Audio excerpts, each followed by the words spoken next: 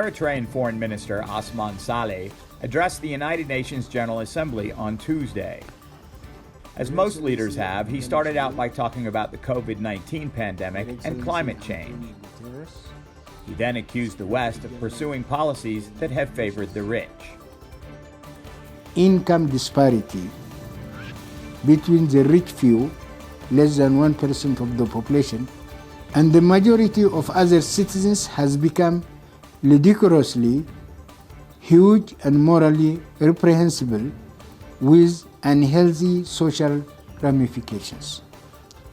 At the international level, heavy-handed policies of containment and encirclement to forestall healthy strategic competition and mutual progress based on symmetric, equitable, and rules-based international system has and is stoking a climate of confrontation and instability, with all the risks that this may entail in the period ahead.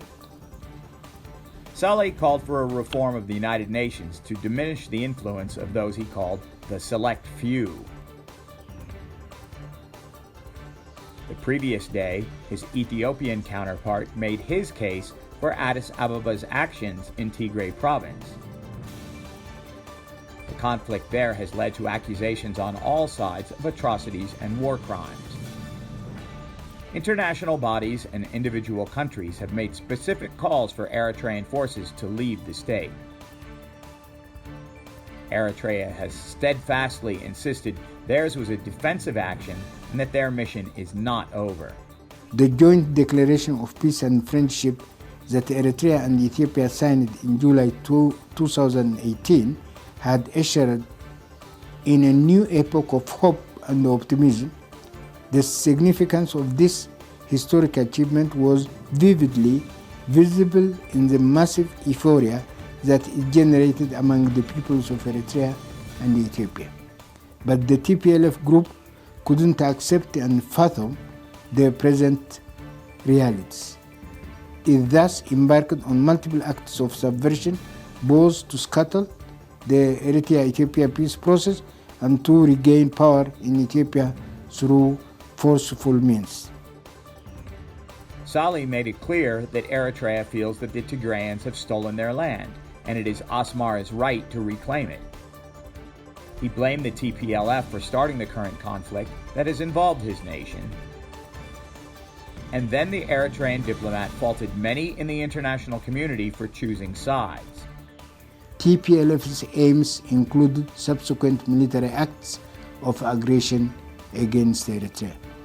The grave danger that these reckless and illicit acts by this rogue group to Ethiopia, Eritrea, and the Horn of Africa region as a whole is too evident to merit further elaboration.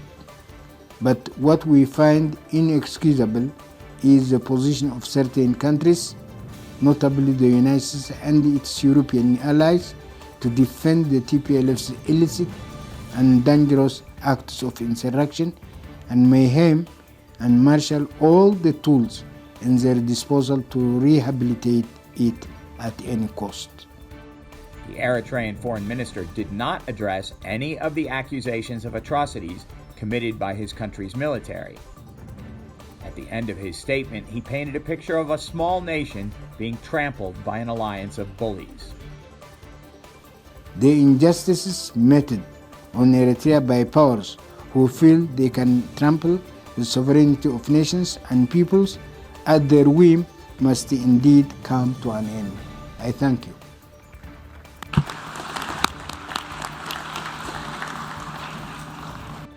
His address received some support online.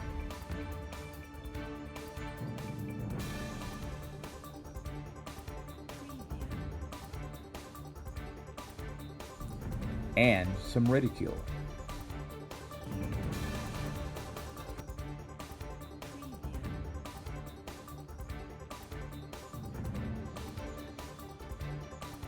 EDN TV will continue to report on diplomatic developments regarding the Horn of Africa.